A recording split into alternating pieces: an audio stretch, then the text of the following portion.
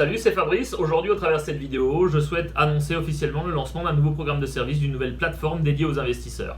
Avant de vous en dire plus, je vais vous dire pourquoi j'ai voulu créer ce nouveau programme de service. La raison est simple, elle est unique, c'est que je considère qu'il n'y a pas de réel accompagnement total, global, sur tous les sujets lors d'un investissement aux États-Unis. Qu'il s'agisse d'un investissement immigratoire ou qu'il s'agisse d'un investissement immobilier. C'est la raison pour laquelle, ces dernières années, je vous ai produit des centaines de vidéos live et des visioconférences, ce qui a eu pour but de générer beaucoup d'activités et vous m'avez relativement sollicité. Et vos sollicitations m'ont amené à sortir énormément du cadre d'origine puisque je suis avant tout un vendeur d'immobilier et de business. Donc vous avez souhaité que je vous accompagne sur plein d'autres sujets et je suis complètement sorti de ce cadre jusqu'à ces derniers mois arriver à faire justement pour ça, à force d'avoir ces demandes, du consulting en privé, des sessions de consulting et c'est donc la raison pour laquelle aujourd'hui au travers de cette vidéo j'officialise le lancement de Consulting USA, consultingusa.com où vous avez la possibilité de prendre des sessions de formation, d'apprentissage, etc. Je pense que c'est quelque chose qui est très important parce que dans certains cas vous allez complètement revoir le programme, on va dire revoir l'investissement que vous avez prévu, peut-être même que vous le reporterez, peut-être que vous l'annulerez ou en tout cas certaines informations vous permettront, dans le meilleur des cas, et je vous le souhaite, de confirmer la vision que vous en aviez et de vous lancer avec plus de sécurité et en tout cas, d'être sûr des informations au préalable que vous obtenez.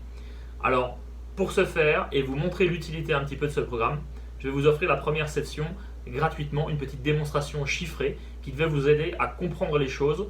A tout de suite. Bienvenue à cette première session Consulting USA, session de consulting que je vous offre, qui va vous démontrer l'intérêt de bien se préparer car je suis intimement convaincu que la préparation c'est la première clé de la réussite quel que soit votre projet d'investissement aux États-Unis. Alors c'est avec une joie non dissimulée que je vous retrouve parce que peu d'entre vous le savent mais j'ai commencé ma carrière comme enseignant et ensuite dans des gros groupes de distribution où j'ai dirigé des entreprises, je m'occupais également de la formation en tech de vente etc. Donc finalement c'est un petit peu une part de mon parcours tout ça et comme quoi dans la vie il n'y a pas de hasard et la boucle est bien bouclée. Alors ce qu'on va faire aujourd'hui pour cette première séance c'est pour vous démontrer l'utilité de séances comme ça, de consulting et de préparation. On va prendre un exemple très courant, une demande que j'ai quotidiennement. Je veux immigrer vers les États-Unis, je veux m'acheter un business, je vais m'acheter, allez, on va prendre quelque chose de très cliché, je veux prendre un restaurant, j'ai 150 000 $ dans ma poche en total, et je veux m'acheter un restaurant, et je veux venir et je veux immigrer en visa E2, trouvez-moi un business. Alors, on part d'un exemple neutre, peu importe qui est l'agent, peu importe qui est l'agent ou l'avocat en tout cas en immigration, ça n'a pas d'importance. Donc, on est d'accord que la personne, à savoir vous ou quelqu'un d'autre, a 150 000 $ de budget total. Donc déjà, si elle est raisonnable, elle y aura pensé elle-même, et si elle n'y pense pas, normalement, là, c'est un minimum de conseils qui doit intervenir de la part de l'agent, mais bien souvent, malheureusement, certains s'en moquent. Parce que ça n'est pas leur problème si vous gérez mal votre argent, ça peut avoir une certaine logique, mais bon. Si vous avez 150 000, il est bien évident que vous n'allez pas dépenser 150 000 au total. En général, la plupart d'entre vous qui me contactez avaient ça en tête, mais dans un esprit très européen, vous allez souvent me dire « Ouais, je vais garder 20 000 ». Mais garder 25 000 en disant ouais je vais dépenser peut-être 3 000 $ par mois, comme ça j'ai au moins 10 mois devant moi avant d'avoir une éventuelle difficulté et en plus mon restaurant va m'apporter de l'argent, mon business va m'apporter de l'argent, donc je serai ok.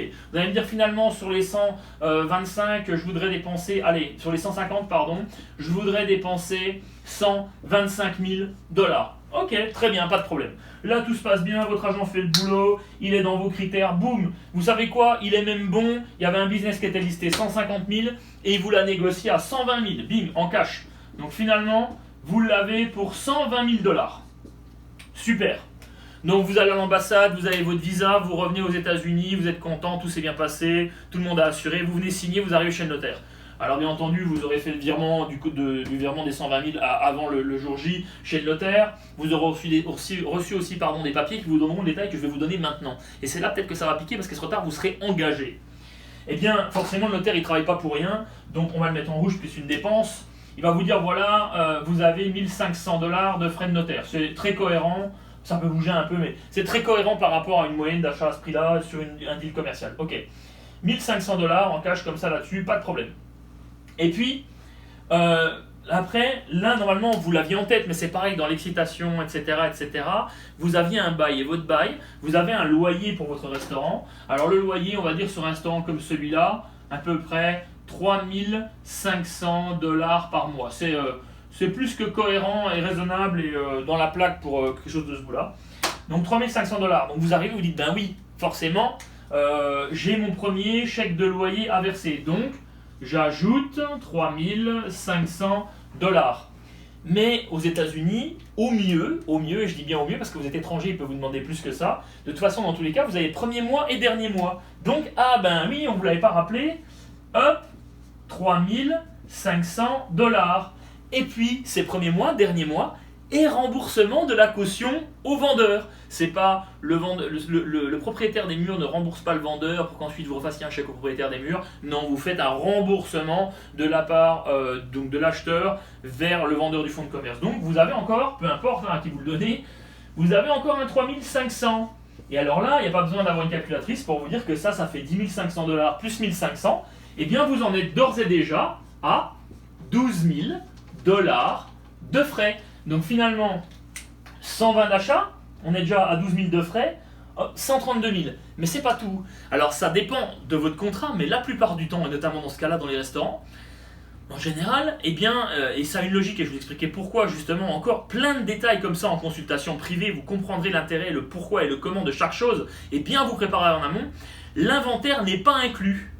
L'inventaire n'est pas inclus, ça veut dire qu'entre vous, acheteurs et vendeurs du business et du restaurant, vous allez devoir faire l'inventaire. Un inventaire qui sur un restaurant de cette taille-là va grosso modo entre 4 et 7 000 $, donc je vais être gentil, je vais mettre 5 000 $ de matières premières. Donc vous allez devoir rembourser 5 000 $ de matières premières au vendeur le jour J. Donc on est à 17 000 $. Sachant que vous pouvez être certain que dès la première semaine, vous aurez quelques courses à faire parce que dans l'inventaire, il y aura l'essentiel, mais il n'y aura pas tout. En général, on a un 1500, 2000 dès la première semaine qui intervient pour acheter des matières premières. Donc, hop, on va rajouter 1500 matières premières. Et là, on est à 18 500. Ok, Fabrice, t'es gentil, maintenant j'espère que c'est tout. Eh ben non, c'est pas tout. C'est pas tout parce qu'il va falloir, bien entendu, en toute logique, transférer le compte électrique du vendeur vers l'acheteur. Vous allez devoir prendre votre propre compte, contrat et compte chez le fournisseur d'électricité, de gaz, d'eau, de poubelle, etc. Et les dépôts de caution ici existent pour ce genre de service et ils sont payants. Et comme vous n'avez pas, c'est dommage, c'est ballot, vous venez d'arriver, vous n'avez pas d'historique de crédit, ils vont vous demander encore plus. Alors, vous avez une chance, c'est que si vous rachetez un business préexistant, il y a aussi le fait qu'ils connaissent à peu près la consommation moyenne mensuelle et ils vont vous prendre dans les 2 mois. Donc, en gros, encore une fois, ce sont des sommes grossières, approximatives, mais réalistes. Vous allez avoir très certainement, en ce qui concerne, eh bien, par exemple, le transfert de l'électricité, 2500 $ pour la caution électrique et environ 1000 $ pour l'eau et les poubelles. Donc, finalement, 18 500 plus 2500 plus 1000, nous sommes à 22 000 $ de frais dès la première semaine de votre arrivée. Donc, si vous calculez bien vos 120 000 d'achat et vos 22 000 ici de frais divers et variés, votre acquisition ne vous coûte pas 120 000, elle vous coûte 142 000 $. Maintenant, la question que je vous pose, c'est comment allez-vous faire avec votre budget 150 initial, ce que vous avez sur votre compte, et les 142 000 que vous venez de dépenser, il vous reste 8 000 $. Vous n'avez pas de voiture que vous ne pourrez pas acheter, ou à moins de la payer encore à la moitié avec un taux de crédit très important, et en plus la plupart ne vous le feront pas. Vos meubles, et puis également trouver votre logement. Le logement personnel, ce sera pareil. Premier mois, dernier mois, alors sur un loyer de 1500, ça fait 3 000. Et ensuite, toute votre vie, vos courses, etc. C'est-à-dire qu'à peine arrivé aux États-Unis, vous êtes déjà quasiment, vous êtes à zéro, voire vous êtes dans le rouge. Le découvert n'existe pas et personne ne va vous faire de crédit. Comment allez-vous faire? Eh bien, je vais vous dire comment vous allez faire. Vous allez remballer et vous allez rentrer à la maison, et ça, c'est violent. Et malheureusement, c'est arrivé à une personne que je connais et je la salue et je pense bien à elle. Et encore, on a réussi à la dernière minute à revendre et à sortir de là, mais avec pertes et fracas. Et elle m'a dit, et ça m'a permis justement de réfléchir et d'avancer sur le projet Consulting USA, parce que elle m'a dit, j'ai pas été préparé, on m'a pas expliqué tout ça, je savais pas, si seulement si je t'avais eu et tu m'avais expliqué. Il n'y a pas que moi qui fais ça bien, mais en fait c'est juste que c'est juste pas le métier d'un agent d'aller dans autant de détails. Alors là-dessus, j'estime que ça l'est. Mais sur toutes les formations et les sessions d'entretien qu'on passera en revue ensemble, c'est pas le métier ni de votre avocat ni de votre agent de vous parler de l'assurance médicale, vous expliquer comment booster votre score de crédit ou comment le faire apparaître. C'est pour ça qu'il y a une carence et c'est pour ça que j'ai créé ce service. Maintenant, Fabrice, c'est bien, c'est gentil, mais t'es en train de m'expliquer quoi? Que finalement, si j'ai 150 000 $, je peux pas immigrer, je peux pas acheter un resto, etc. Non, c'est pas ce que j'ai dit. J'ai dit que si vous êtes bien conseillé, j'ai dit que si vous êtes bien préparé, eh bien vous pourrez le faire. Et je vais vous expliquer comment. On va garder exactement la même chose. Vous avez 150 000 et le business il est à vendre 125 000. Non, pardon, il était à vendre 150 000, mais votre agent vous l'avait négocié, il vous l'avait négocié à 125 000 parce que vous l'aviez acheté en cash, il avait fait une belle négo, patati patata. Ben moi, ce que je vais vous dire, c'est que vous devez insister auprès de votre agent, il doit l'avoir en tête et s'il ne le fait pas, c'est à vous de le demander. Si vous avez un budget qui est restreint, qui est serré, l'idéal c'est le cash, mais si vous avez beaucoup d'argent, c'est bien. Si vous avez un budget qui est plus serré, 150 000 et en dessous, envisagez pour vous prendre un bon business, le crédit vendeur. Qu'est-ce qu'on va faire? Vous allez faire une proposition. Le vendeur n'est pas obligé d'accepter, mais souvent ça passe et je vais vous expliquer les bénéfices. 150 000, vous allez proposer au vendeur, vous allez lui proposer, mettons, 90 000 $ en cash. Et puis, bien entendu, on va lui proposer 50 000, parce qu'on ne va pas non plus lui donner la somme complète, à crédit. C'est un crédit qui est sur 5 ans, qui est en moyenne sur les taux marché 6%. Cela veut dire que ça va vous coûter en moyenne 1 000 $ par mois. Mais ça veut dire que dans ce cas précis, vous dépensez 90 000. Et bien entendu, les frais dont nous avons parlé tout à l'heure, les frais de notaire ou les frais pour l'électricité, etc., ne disparaissent pas, ils restent les mêmes. Donc on va les ajouter, on était à 22 000 de mémoire. 22 000, voilà. Vous avez dépensé 112 000 $. Vous avez dépensé 112 000 $ sur vos 150, donc il vous reste